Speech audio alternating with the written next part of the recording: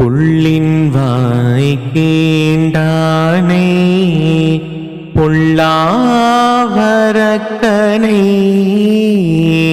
புள்ளின் வாய் கீண்டானை பொல்லாவரக்கனை கிள்ளி கலைந்தானே கீர்த்திமை பாடி போய் கிள்ளி கலைந்தானே கீர்த்திமை பாடி போய் பிள்ளைகளெல்லாரும்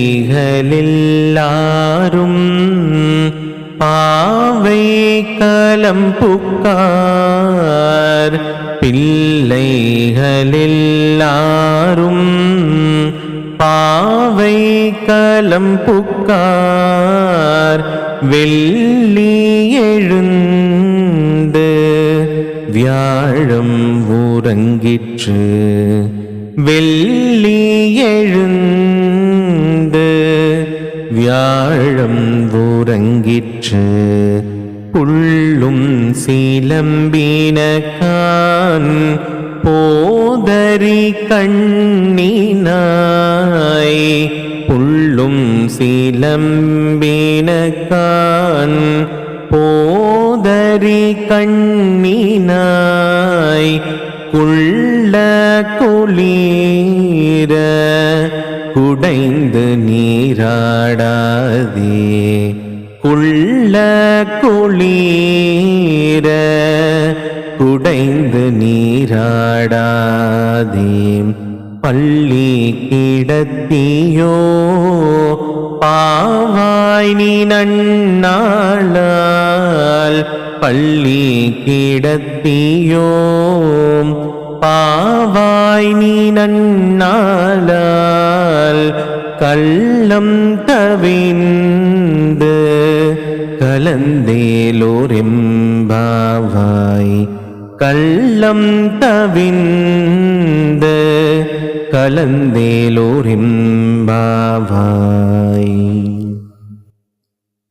இந்த பாசுரத்துக்கு பல பேர் வியாக்கியானம் பண்ணினது உண்டு. பாட்டினுடைய அர்த்தத்துக்கு போகிறதுக்கு முன்னாடி இதை சொல்லணும். பல பேர் வியாக்கியானம் பண்ணினாலும் ஸ்ரீ வைஷ்ணவ சம்பிரதாயத்தோட ஆச்சாரியர்களுடைய அடித்தொற்றி புத்தூர் சுவாமிகள் பண்ணின அர்த்த விசேஷமானது உயர்ந்து நிற்கிறது. புத்தூர் சுவாமிகளுக்கு திருப்பாவை அவருடைய ஹிருதயத்துக்கு ரொம்ப நெருக்கமானது. அவர் செய்த பல ஒர்க்ஸை பார்க்கும் பொழுதே அது நமக்கு புலப்படும். இந்த பாசுரத்துக்கு அர்த்தம் சொல்லும் பொழுது சொல்றார், இந்த பாசுரத்துல கோதை குறிப்பிடுற அந்த உள்ள இருந்து வெளியிலேயே வராம இருக்காளே, அவளுக்கு இப்போ ஒரு கர்வம் பிறந்துருச்சு. என்ன கர்வம் அப்படின்னா, புள்ளின் வாய் கொக்கு போல ஒரு அசுரன் வந்தான், பகாசுரன் அப்படின்னு ஒரு அசுரன். அந்த அசுரனுடைய வாய்க்குள்ள பகவான் உள்ள போயிட்டான். கம்சன் ஏவி விடுறான். ஒரு அசுரனை கொக்கு உரு எடுத்து, நீ யமுனைக்கு போ, அங்க கிருஷ்ணன் எல்லாரோடையும் விளையாண்டுட்டு இருப்பான், அவன் அப்படியே முழுக்கி எதையாவது ஒன்று பண்ணிடு, மொத்தத்தில் அவன் சாகணும். இந்த கொக்கு அசுரன் அங்கிருந்து போனா, யமுனைக்கு வந்தான். அதே போல கிருஷ்ணன் அங்க விளையாண்டுட்டு இருந்தான் யமுனை தீரத்துல. பகவான் அப்படியே ஆணு வாயை திறந்து அவன் உள்ள முழுங்கிட்டான். அவன் முழுங்கினது எதுக்காக அப்படின்னா, அவன் நினைச்சா, யாரு அந்த அசுரன் நினைச்சா அவனுக்கு தான் பெரிய பெரிய காலு, அவன் தான் அசுரன் ஆச்சு, எப்படியாவது கொண்டிருக்கலாம், இல்ல கொத்தி ஏதாவது பண்ணிருக்கலாம் இல்லையா. ஆனா இங்கதான் ஒரு ரகசியமான அர்த்தம் இருக்கு. அவன் ஏன் கிருஷ்ணனை முழுங்கினான் தெரியுமா? நல்ல எங்கேயாவது பசியில ஸ்கூல் விட்டு வீட்டுக்கு போகும் பொழுது அம்மா நல்ல பானையில கொதிக்க கொதிக்க அக்கார டீசல் செஞ்சிட்டு இருக்கா.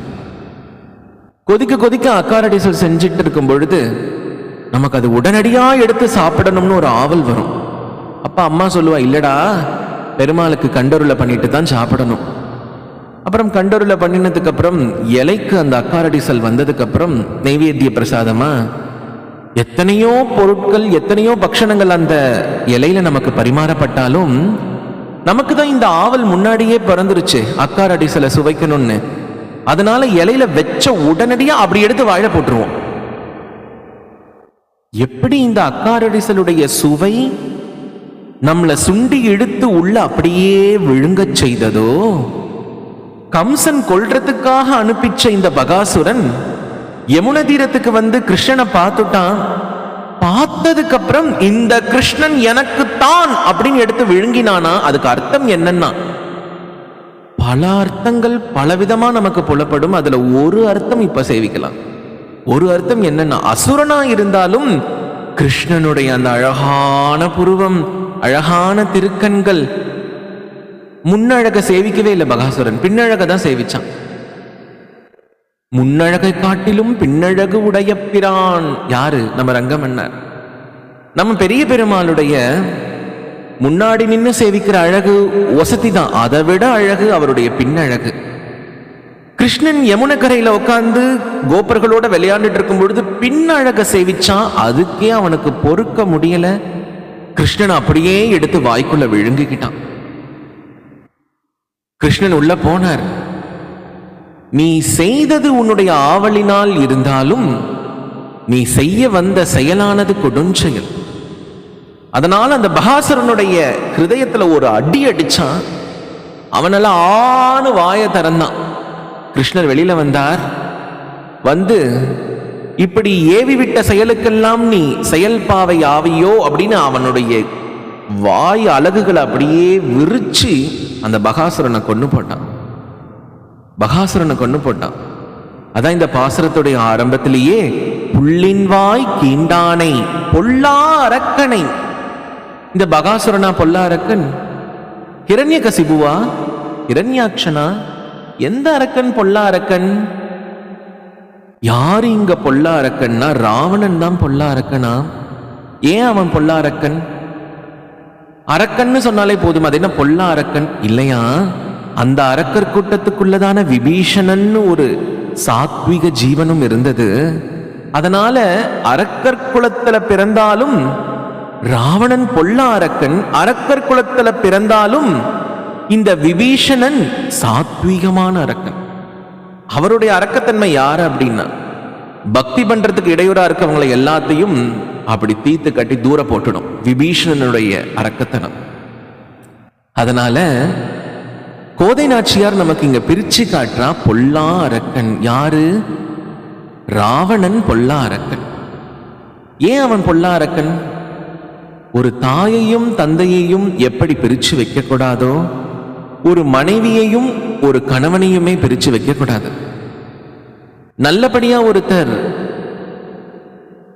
கிரகஸ்தாசிரமத்துல இருக்காங்க அப்படின்றதுக்கு அடையாளம், ஒரு மனைவியும் ஒரு கணவனும் அதிக காலம் பிரிஞ்சிருக்க மாட்டாங்க. அவங்களால அந்த பிரிவை தாங்க முடியாது. அந்த பிரிவானது உலக சுகங்களை நாடி இருக்கக்கூடிய தன்மையை ஒற்றி இருக்காது. தர்மத்தை நோக்கி இருக்கக்கூடிய பற்றினை ஒற்றி இருக்கும். இரண்டு பேரும் ஒன்றாயிருந்து தர்ம பரிபாலனம் செய்யணும் அப்படின்றதுக்காக அந்த கிரகஸ்தாசிரமத்துல இருக்கணும்னு நினைப்பாங்க. அப்படி ராமபிரானையும் சீதா பிராட்டியையும் பிரிச்சு வச்சானே அந்த பாவி. அந்த சீதா பிராட்டி சீதையே கிடையாது, அது வேதவதி, அதுக்குள்ள நம்ம போக வேண்டாம். வெளிப்புறமா பார்க்கும் பொழுதே பிரிச்சு வைத்தல் தப்பு. எப்பேற்பட்டவன் ராமன், எப்பேற்பட்டவள் சீதை, அவர்களை போய் நீ பிரிச்சு வைக்கலாமா? எப்பேற்பட்ட கொடுஞ்சொயல் நீ செஞ்சிருக்க. அதனால நீ கொடிய அரக்கன். ராவணனை விட பெரிய பெரிய அரக்கர்கள்லாம் வந்தாச்சு செயல் வடிவங்கள்ல. ஆனா இது போன்ற ஒரு செயல் யாரும் செய்யல. ராம பிரானையும் சீதையையும் யார் பிரிச்சு வச்சா? இந்த ராவணன் தானே பிரிச்சு வச்சான். அதனால் அவனை கொடிய அரக்கன் அப்படின்னு சொல்றான். இந்த ராவணனுடைய உயிரை கொல்றதுக்காக கிருஷ்ணனோ இல்ல ராமனோ பெரிய ஒரு பிரயத்தனம்லாம் எடுக்கல. ஏன் கிருஷ்ணனோ ராமனோன்னு சொல்றேன் அப்படின்னா, இதுக்கு முன்னாடி வந்த பாசுரத்துல கிருஷ்ணனை பாட வந்துட்டு ராமனுடைய நாமத்தை சொன்னா இப்ப அதே ராமாயணத்திலிருந்து ஒரு ஓமையை எடுத்து அது போல ஒரு கொடி அரக்கன்னு காற்றா இல்லையா, அந்த ராமன் இந்த கிருஷ்ணன் தான். அந்த ராமன் இந்த கிருஷ்ணன் தான். ஓஹோ, அந்த ராமன் எங்க கிருஷ்ணன் தானா? சரி சரி, அப்ப அந்த ராமனை நாங்க பாடுகிறோம் அப்படின்னு. கோதைக்கு இங்க ராவணனை கொன்னது யாரு அப்படின்னா கிருஷ்ணன் தான். ஏன் கிருஷ்ணன்? அட, அந்த ராமன் எங்க கிருஷ்ணன் தான்ப்பா, அந்த ராமன் எங்க கிருஷ்ணன் தான் அப்படின்னு சொல்லி எப்படி கொன்னாங்க அப்படின்னா கிள்ளி கலைந்தானை. ரொம்ப பெரிய பிரயத்தனம் பட்டு பாலம் கட்டினார், அதை கட்டினார், தூது விட்டார், இதெல்லாம் ஒரு புரோட்டோகால்காக. ஆனா அப்படி கிள்ளி ராவணனுடைய உயிரை அவன் உடல்ல இருந்து அப்படி கிள்ளி அப்படி தூக்கி போட்டார். இதுக்கு அற்புதமான ஒரு கீர்த்தனம் புவனசுந்தரனோடது இருக்கு. வாழை பூ நடுநரம்பை நன்றாய் அகற்றுமார் போல் வாழை தண்டின் அடிபற்றி நன்றாய் வளருமார் போல் கூழ் குமிழ் தீயணைகள் என்னுள் உடன் அகற்றி யாழ் துளிர் இசையாக ஹரியே பக்தி எனக் கருள்வாயே. ஸ்ரீ ஹரியே பக்தி எனக் கருள்வாயே, எனக் கருள்வாயே. ஸ்ரீ ஹரியே எனக் கருள்வாயே. விருந்தாவனத்து கீர்த்தனைகள் எல்லாம் புவனசுந்தரனுக்கு பாடுறதுக்கு முன்னாடி ஒரு செய்யுள் வருவதுண்டு. அதுல ஒரு செய்யுள் தான், வாழைப்பூ நடுநரம்பை நன்றாய் அகற்றுமார் போல். சைத்தன்ய மகாபிரபுக்கு வாழைப்பூனா ரொம்ப பிடிக்கும், எல்லாருக்குமே பிடிக்கும் இல்லையா? ஆனா இந்த வாழைப்பூவை செய்யற விதத்துல செய்யணும், இல்லைன்னா என்ன ஆகும் அப்படின்னா வயிற்றுக்கு ஒத்துக்காது, நாக்குக்கு சுவையா இருக்காது. அந்த வாழைப்பூவுடைய நடு நரம்பை முக்கியமா அகற்றிடணும். எவ்வளவு வேக வச்சாலும் அந்த நடுநரம்பு வேகாது. ஏன்னா அந்த நடுநரம்பு தான் இன்னொரு வாழை மரமா வருவதற்குண்டான வித்து. அப்போ அந்த நடுநரம்பையும் சேர்த்து நம்ம சமைச்சிட்டோம் அப்படின்னா உடம்புக்கு ஆகாது இல்லையா, அது நல்ல சுவையை கொடுக்காது இல்லையா? அதனால அந்த நடுநரம்பை வாழைப்பூல இருந்து எப்படி அகற்றுகிறார்களோ அதே வாழைப்பூ, அதே வாழை மரத்துடைய தண்டை வச்சுதான் இன்னொரு வாழை மரம் கிடைக்கிறது. வாழைப்பூ நடுநரம்பை நன்றாய் அகற்றுமாறு போல் அதை அகற்றிட்டு வாழைத்தண்டின் அடி பற்றி நன்றாய் வளருமாறு போல், நல்ல குறுந்தண்டை நட்டு வச்சு எப்படி இன்னொரு வாழை மரத்துக்கு அது வித்தா இருக்கிறதோ, வாழைப்பூவிலிருந்து வந்த அந்த வாழை இந்த தண்டு இருக்கே, தண்டு பகுதி, அந்த தண்டு பகுதி தான் இன்னொரு வாழை மரத்துக்கு வித்து.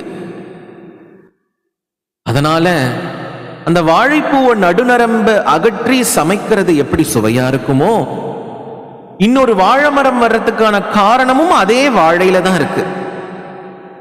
அது மாதிரி கூழ் குமிழ் தீயணைகள், எனக்குள்ள இருக்கிற சின்ன சின்ன தவறுகள், நான் சின்ன சின்னதா ஏதோ தப்பு பண்றேன், நான் சின்ன சின்னதா காமத்துல ஈடுபடுறேன் அப்படின்னு கிஞ்சித் ரொம்ப கம்மியா நான் ஏதாவது தீயணையில ஈடுபட்டாலும், தீய செயல்களில் ஈடுபட்டாலும் அதை என்னை கொண்டு போய் விடுற இடம் பல பல பிறப்புகளை தாண்டி தாண்டி நான் பிறப்பெடுக்கணும்.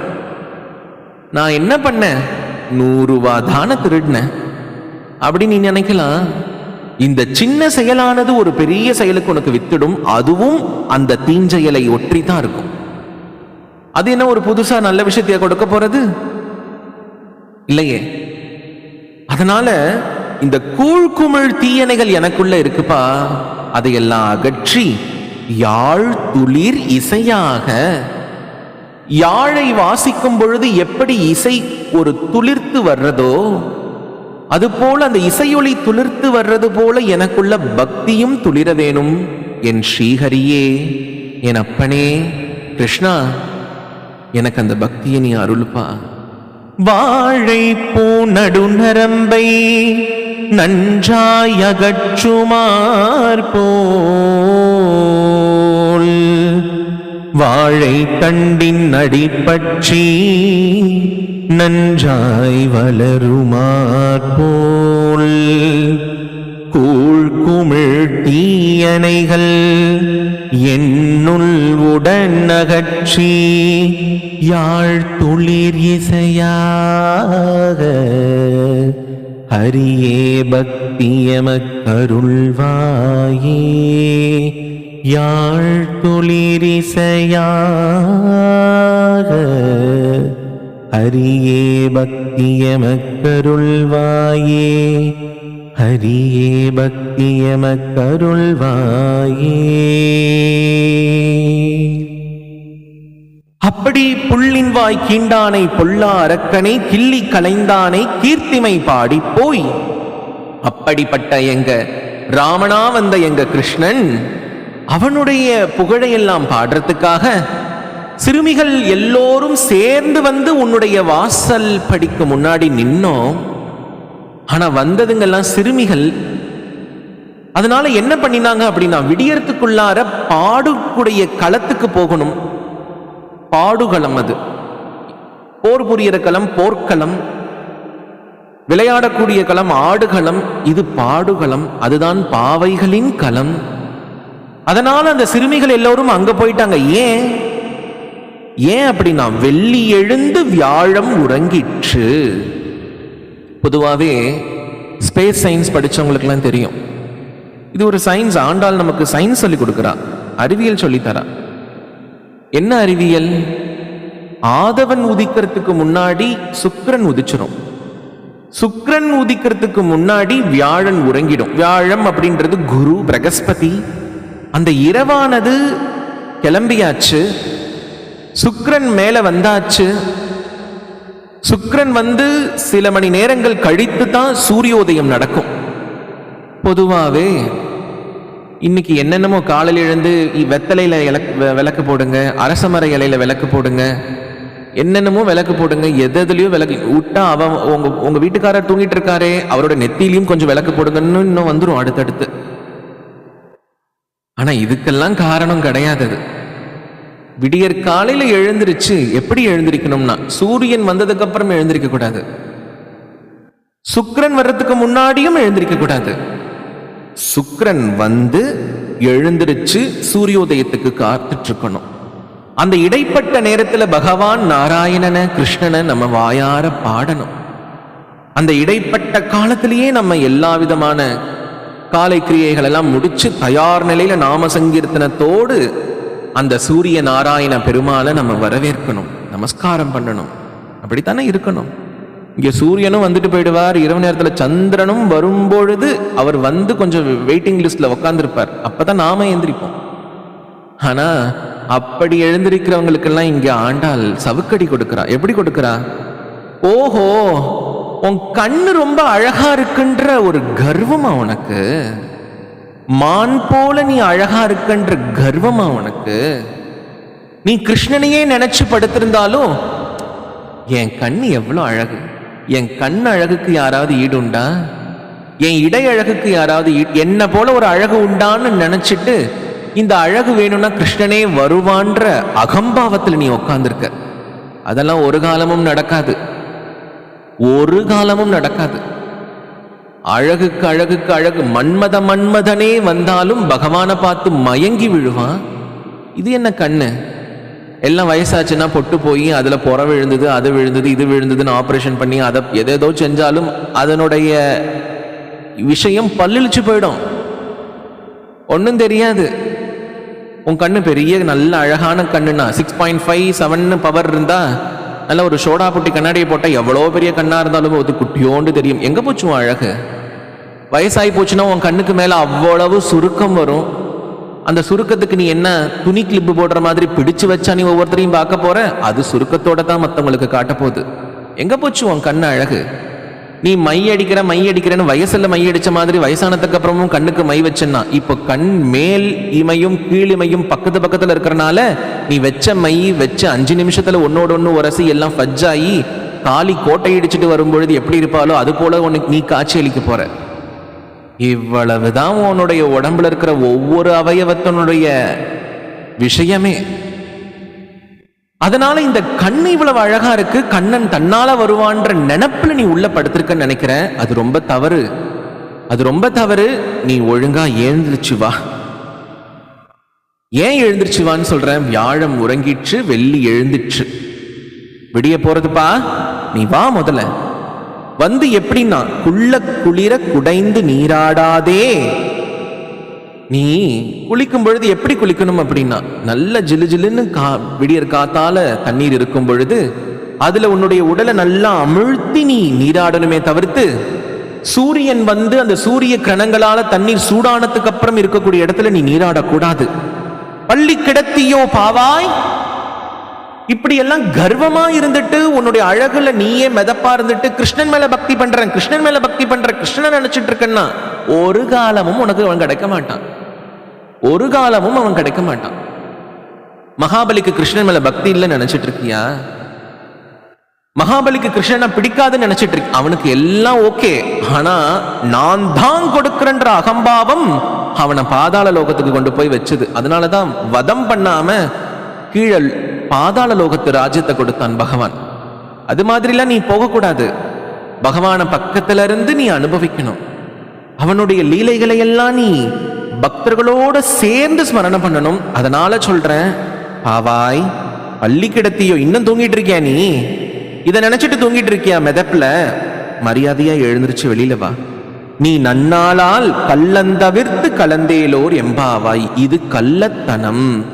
4 வீட்டுல போய் அவங்க சம்பாதிச்சதெல்லாம் பார்த்து பொறாமப்பட்டாதான் கள்ளத்தனம்னு இல்லை, யாருடைய பொருளையோ திருடினாதான் கள்ளத்தனம்னு இல்லை. உனக்குள்ள இருக்கக்கூடிய விஷயங்களை நீயே அனுபவிச்சுக்கிட்டு அதுலயே ஊறி போய் கிடந்தாலும் அது கள்ளத்தனம். ஏன்? உன்னுடைய உடல், உயிர், ஆவி, பொருள் எல்லாம் யார் அனுபவிக்க கூடியது, யார் அனுபவிக்கத்தக்கதுன்னா பகவான் கிருஷ்ணன் அனுபவிக்கத்தக்கது. அவனுடைய அனுபவிப்பு கன்றி நீ மற்றொரு விஷயத்தில் ஈடுபட்டு அந்த விஷயமும் உனக்கே உகப்பா இருக்குமானால் அது கள்ளத்தனம். அந்த கள்ளத்தனத்தை எல்லாம் நீக்கிட்டு நீ வா. ஏன் ஆண்டாள் இப்படி ரொம்ப சொல்றா அப்படின்னா, முதல்ல ஆண்டாள் என்ன சொன்னா, நீ முதல்ல எழுந்திருச்சு வெளியில வா. ஏன் எழுந்திருச்சு வெளியில வா? சுக்கிரன் வந்துருச்சுப்பா. சுக்கிரன் வந்துட்டதுனால நீ இப்ப எழுந்திருச்சு வெளியில வரணும் அப்படின்னு சொன்னதுக்கு உள்ள இருந்த அந்த தோழி என்ன தெரியுமா சொன்னா, உங்களுக்கு வானத்துல இருக்கிற நட்சத்திரத்தை எல்லாம் பார்த்தா கூட வியாழன் சுக்கிரன் மாதிரி தான் தெரியும், அதனால இந்த நட்சத்திரத்தை பார்த்து தான் நீங்க எல்லாம் இதை சொல்லிட்டு இருக்கீங்க, இதையெல்லாம் நான் எடுத்துக்க முடியாதுன்னு அவ பதில் பேச்சு பேசினா. உடனே ஆண்டாள் சொல்றா, அப்படியா? நான் இன்னொன்னு சொல்றேன், பட்சிகள் எல்லாம் கூட காலையில எழுந்திருச்சு இறை தேட சத்தம் போட்டே கிளம்பிடுச்சு, அதை வச்சு சொல்றேன் இது நேரமாயிட்ட காலம், நீ வெளியில வா.